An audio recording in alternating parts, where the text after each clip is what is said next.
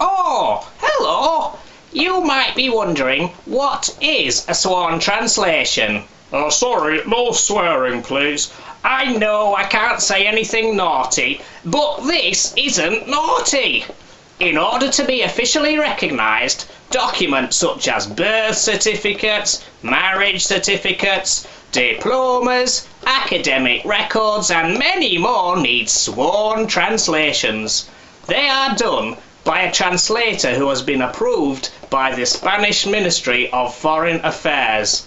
Your translated documents will have an official stamp and a declaration to certify that they're true and complete translation of the original document.